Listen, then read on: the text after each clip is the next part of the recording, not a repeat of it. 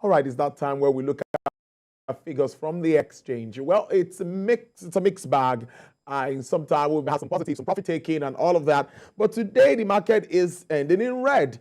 We have gainers. We have the likes of Guinness. We have GlaxoSmithKline. We have Chelaram. We have Universe, and also we have, for losers, we have NSL Tech. We have NNFM. We have John Holt. We have Tantalizers. We have M Benefits. Joining me live from the exchange is my colleague, Effiong Ekop, from the floor at Marina to bring us up to speed with developments around trading for today. Effiong, how is it going? The market, again, is in red. Tolu, the market slips back to negative territory on the back of huge losses by so many manufacturing companies. I can give you the list starting from WAPCO, Cadbury, Dangote Cement. Just let's stop with those big three. And if you find out that the combination of market cap of these three manufacturing companies is so huge, so big, and they pull a long list of shareholders, it is like manufacturers are giving signals to the government to come to their assistance, coming on the back of GSK that has given notice that is actually exiting our own environment. And so it seems that manufacturing companies are crippling with so many problems. So we talk about Forex, talk about electricity, and just let's stop there, if you may add that of finance. And so we were having discussions up here at the exchange before I came online, and many people are feeling the pains and actually not feeling good about the exit of GSK.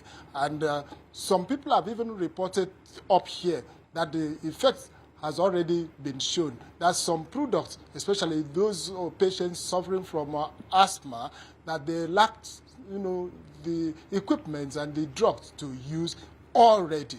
And so we do not know how many of the healthcare companies will be able to fill the gap that GSK is leaving behind. So market slips down in red, and the trading emotions here is just negative. There is no excitement on the trading floor as we used to know.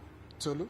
I just finished with Mr. Ebo, and his last wrap-up statement when he wrapped up with that discussion was harping on the fact that we need more of FDIs and not FPIs. That's relating to what you said earlier. How well are we doing to begin to woo these guys back into our market? It's very important we have them play, not the guys with the hot money. They just come in and they move the money. That won't really be or add more to our reserves. Tolu, in as much as many of these foreign companies would like to come to Nigeria, since we have this large population which represents a universe market, policies, are the things that will help them to sustain their stay here. I think that we need to look at what we want to do, especially around electricity supply to manufacturers, good roads, and Forex. These are the three issues that are very, very key to manufacturing companies, and it affects them directly.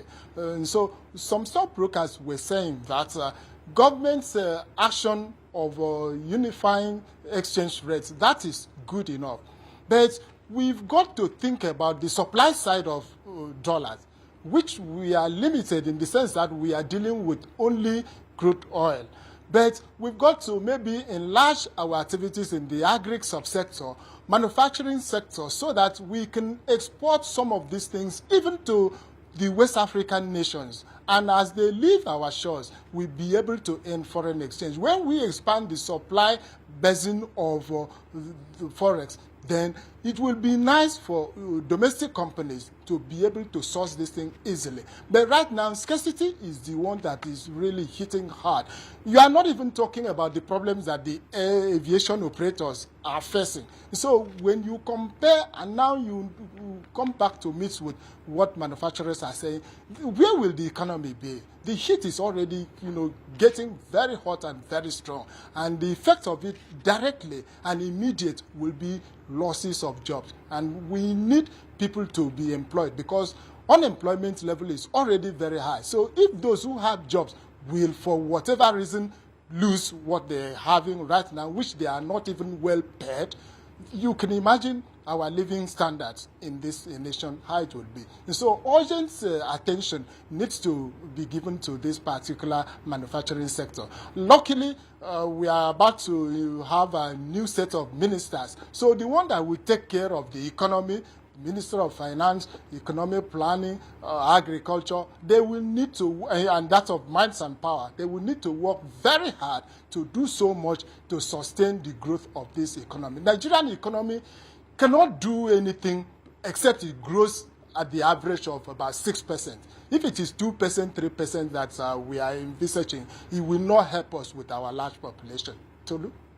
I must thank you so much, Effiong Ekop, for your insights. Thank you so much.